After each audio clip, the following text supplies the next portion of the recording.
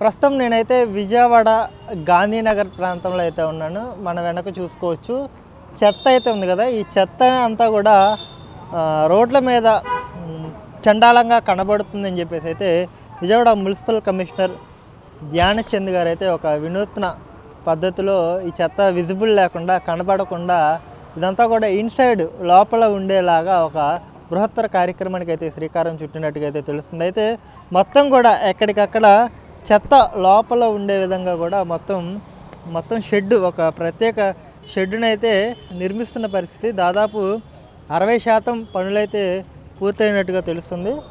ఇంకా కొన్ని వర్క్స్ అయితే మిగిలి ఉన్నాయి. ఇవన్నీ కూడా ఇంజనీరింగ్ అధికారులు దగ్గరుండి పర్యవేక్షిస్తున్నారు. అయితే మధ్యలో ఒక వేప చెట్టు అయితే ఉంది. మరి ఈ వేప చెట్టు ఉంచుతారా తీసేస్తారా అనేది కూడా ఒక క్వశ్చన్ మార్క్ అయితే ఉంది. అయితే చూడాలి. ఈ వేప చెట్టు అయితే నాకు తెలిసినంత వరకు ఉంచుతారు అనుకుంటున్నాను. అది ఎవరికి కూడా అడ్డం ఉండదని అయితే అనుకుంటున్నాను.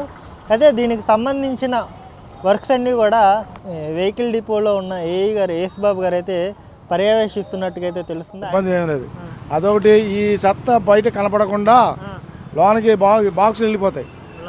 లోనికి రివర్స్ చేసి రివర్స్ పెట్టడమే బండి, అంతేగాని దానివల్ల ఎప్పటి నుంచి జరుగుతున్నాయండి ఎక్కడ మొన్న నెల అవుతుందిలే. నెల రోజుల నుంచి మొదలు పెట్టంటే అది ర్యాంప్ వేయాలి కింద, అది వేసి బిగించుకున్న తర్వాత అప్పుడు బండ్లు డబ్బాలు తోసేస్తాం లోన. అంటే ఇప్పుడు చెత్త అంతా కూడా మనం ఆ లోడర్ పాయింట్లో దింపేస్తాం. అందులో నుంచి కొంత దుర్వాసన కానీ బ్యాడ్ వాటర్ కానీ బయటికి రావడం కానీ జరుగుతుంది కదా. అసలు ఎన్ని రోజులు స్టాక్ ఉంచుతారు, ఎప్పటికల్లా ఎత్తేస్తారు? ఎప్పుడప్పుడు అయిపోద్ది. స్టాక్ అనేది ఉండదు. సాయంత్రం అయినా లేపేస్తాం. గలీజ్ అనేది ఉంచాం. ఇది మెయిన్ రోడ్లో కనపడుతుంది కదా, పబ్లిక్గా చూసేవాళ్ళు బాగున్నట్లు. అందుకని దానికి కమిషనర్ గారు ఏం చేశారంటే దానికి ఒక ప్లాట్ కింద కట్టారు. ఈ వాటర్లో కూడా కంప్లైంట్లు పెడతారు. పొద్దాకా వాసన వస్తుంది ఇక్కడ తీసేయాలని. ఆ వాటర్లో చెప్పడం వల్ల దానివల్ల ఇది కొద్దిగా ప్లస్ పాయింట్ అయింది. మార్గం దొరికింది వాళ్ళకి. పొద్దాకా బ్యాడ్ స్మెల్ వస్తుంది. ఏంటంటే మాకు పాయింట్ లేదు ఎక్కడ ఈ రూట్లో. దాంతో మెయిన్ రోడ్ అయిపోయింది. దానికోసం లోనకి మనకు ఖాళీ ప్లేస్ ఉంది కదా, దాంట్లో పెట్టేస్తే కొద్దిగా స్మెల్ వచ్చింది కదా. ఎప్పుడప్పుడు వెళ్ళిపోతుంది కదా. ఎట్లా వస్తాయి? మేము ట్యూబ్ కూడా పెడతాం, పైపు కూడా పెడతాం. లోన మొక్కలు కూడా వస్తాయి. ప్యాస్టింగ్ అయిపోయిన తర్వాత మొక్కలు వస్తాయి సైడ్లో. అన్నమాట ఆ వాటర్ మన రసం పడుతుంది కదా, అది చెడు వాసన ఇవన్నీ బ్యాడ్ రాకుండా ట్యూబ్తో కడిగేస్తారు. బీచింగ్ వేస్తారు, నీట్గా ఉంటుంది. పబ్లిక్ కూడా న్యూసెన్స్గా ఉండదు, చూసేవాళ్ళకి బాగానే ఉంటుంది. ఇవి మెయిన్ రోడ్డు, అందుకని అక్కడ పెట్టేస్తాం. అంటే ఉదయం తెల్లవారుజాము నుంచి రాత్రి ఇంటికి వెళ్ళేదాకా ఎక్కడ చెత్త ఉన్నా, ఎక్కడ దుర్వాసన ఉన్నా, ఎక్కడ ఇబ్బంది ఉన్నా ఫస్ట్ రియాక్ట్ అయ్యేది కార్పొరేషన్ ఎంప్లాయీసే, వర్కర్లే. కానీ ఇంకా చాలామంది మీ కష్టాన్ని గుర్తించకుండా మున్సిపాలిటీ వాళ్ళు సరిగ్గా పనిచేయరు, సరిగ్గా రారు, సరిగ్గా చెత్త తీసుకెళ్ళరు అని మీ మీద అక్కడక్కడ చెదురుమదురుగా కంప్లైంట్స్ ఇస్తూ ఉంటారు కదా. ఆ టైంలో మీకు ఏమనిపిస్తూ ఉంటుంది? వాళ్ళు చెప్తున్నారు, వాళ్ళు చెప్పే మాటలు విన్నామనుకో మనం ఉద్యోగాలు చేయలేం. అదే చేయలేదు అనుకో, వీళ్ళు కంపు వచ్చేసి స్ట్రైక్ చేసినప్పుడు ఎంత ఘోరంగా ఉండేది. అట్లాగ అయిపోద్ది. ప్రతి ఒక్కరు పని చేయకపోతే వాళ్ళు చేయమని ఆ పని తెలిసిద్ది వాళ్ళకి.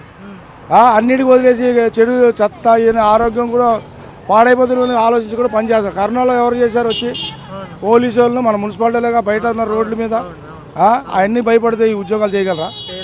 వాళ్ళు చెప్తున్నారు, పబ్లిక్ చెప్తున్నారు. వాళ్ళు కలిసి చేసే వాళ్ళే కంప్లైంట్ పెడతారు, అందరు పెట్టరు. వాళ్ళకి తెలుసు ఏంటంటే ఏదో ఒకటి చెప్పాలి పబ్లిక్ మీద. వాళ్ళు తీసుకొచ్చారు చెత్త రోడ్డు మీద పడేసి వాళ్ళే కంప్లైంట్ పెడుతుంటారు. కాలువ తీయలేదు, అది తీయలేదు. శుభ్రంగా ఉన్న దాంట్లో వేస్తే ఏముంటుంది? గలీజ్ అవుద్దా? వచ్చి తీయాలి కదా. మీ పేరండి? అప్పారావు గారు. ఇప్పుడు ఈ తరం అంటే మీ తరం వాళ్ళంతా కూడా ఈ వర్క్ చేస్తున్నారు. అంటే మీ తర్వాత తరం అంటే మీ పిల్లలు ఇలాంటి పనులు చేయడానికి ఇష్టపడట్లా. వాళ్ళు చదువుకొని మంచి ఉద్యోగం చూసుకోవాలన్న ఆలోచనలో ఉన్నారు కదా. రేపు భవిష్యత్తు ఏంటి? అంటే చెత్త ఎత్తే వాళ్ళు ఉంటారా? వాళ్ళకి డిమాండ్ పెరిగిద్దా, ఇంకా పడిపోయిద్దా? ఇవన్నీ వస్తూనే ఉంటారు. ఎవరో అందరు చదువుకున్న వాళ్ళు ఉంటారు కదా. ఇప్పుడు అందరూ చదువుకున్న వాళ్ళు అయిపోయారు. ఈ ఉద్యోగాలు చేయాలని అందరు చదువుకుంటే ఏం చేయాలి సార్? ఇప్పుడు ఉద్యోగాలు లేకుండా అయిపోయారు. మా అబ్బాయి, నాకు 2 అబ్బాయిలు, వాళ్ళకి ఇంజనీర్ ఎంబీఏ చదివించా. 2 అబ్బాయిలు నాలాగా చేయకూడదు ఈ పనే అనుకోని. నేను ఒకప్పుడు వర్కర్నే, ఇప్పుడు మేస్త్రి అయినా, 10th పాస్ అయ్యాను. మేస్త్రి అయ్యి ఇట్లాంటి వర్క్ చేయకూడదు అని మా పిల్లలు చదివించా, పెద్ద పెద్ద చదువులు. అట్లా అందరు కొద్ది పేదోళ్ళు ఉంటారు. వాళ్ళు ఇప్పుడు కరోనా వచ్చే కాడ నుండి ఏంటంటే ప్రతి వ్యాపారస్తులు బయట పనిచేసే వాళ్ళందరూ ఏం చేశారంటే అప్పుడు ఏ పని లేక తిండికి లేక అడుక్కొని తిన్నారు పాపం కరోనా టైంలో 4 రోజులు రాలేదు బయటికి. అట్లా స్థితి రాకుండా ఉండాలంటే ఈ మున్సిపల్ పనిలో ప్రతి ఒక్కరు వస్తాయి. మేమే పోలీసు వాళ్ళే చేసాం ఉద్యోగాలు, ఎవరు చేయలే. పాపం గడక ఎప్పుడప్పుడు కష్టపడి తెచ్చుకొని తినేవాళ్ళు ఉన్నారు. వాళ్ళకి గడక ఇప్పుడు మున్సిపల్ పని ముక్కు మూసుకొని వెళ్ళే వాళ్ళు కూడా వచ్చి చేస్తున్నారు. ఎలా ఉంది ఇప్పుడు కొత్తగా కమిషనర్ గారు ధ్యానచంద్ గారు వచ్చినాక ఎలా ఉంది వాతావరణం? బాగానే ఉంది ఇప్పుడు పర్వాలా. కొత్త మార్పులు ఏం చూస్తారు? ఏంటంటే ఇట్లాంటి పాయింట్లు కనిపెడుతున్నారు. సత్త ఎక్కడ లేకుండా ఖాళీ ప్లాట్లో కానీ ఎక్కడ సత్త లేకుండా పనులు చేపిస్తున్నారు. ఎక్కడెక్కడ కంప్లీట్ రాకుండా చూసుకున్నారు. పర్వాలా వెళ్ళే కమిషనర్ బాగానే చేపిస్తారు. ఈయన కూడా బాగానే చేస్తున్నారు. వచ్చే కమిషనర్ అంతా బాగానే, విజయవాడ వచ్చే వాళ్ళంతా మంచి వాళ్ళు వస్తారు. ఎందుకంటే ఇక్కడ మంచి పేరు వస్తేనే రేపు కలెక్టర్కి వెళ్ళడానికి అవకాశం ఉంది. ఇప్పుడు ఇక్కడ పని చేయించడానికి ఒక కమిషనర్ ఏ కమిషనర్ వచ్చినా కానీ ఇక్కడ పేరు వస్తారు. ఇక్కడ నుండి కలెక్టర్లు అయ్యి వైజాగ్ వెళ్తారు. అట్లాగా పెద్ద పెద్ద సిటీలకు వెళ్తారు. ఆ పేరు తెచ్చుకోవడానికి ఏ కమిషనర్ వచ్చినా బాగా చేయడానికే చూస్తారు. ఇప్పుడు స్వచ్ఛ సర్వేక్షణ అని ఒక ప్రతి సంవత్సరం ఒక జరుగుతుంది కదా, ఈ సంవత్సరం కూడా మొదలైంది అది. అవలా వస్తారు, స్వచ్ఛ సర్వే వస్తారు. ఢిల్లీ నుండి డబ్బాలు పంపిస్తారు మోడీ గారు.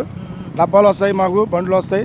మోడీ గారి ద్వారా వస్తున్నాయి పలుపు పేస్ట్ బండ్లు అవన్నీ మోడీ గారు పంపించింది. ర్యాంక్ వస్తే ఏంటి మనకు ఉపయోగం? ర్యాంక్ వస్తే మనకి మంచి పేరు వస్తుంది. మనకి రాయితీలు ఏమైనా వచ్చేది ఉందనుకో మోడీ గారి నుండి మనం కార్పొరేషన్కి డబ్బు పంపిస్తారు ర్యాంకులు వస్తే.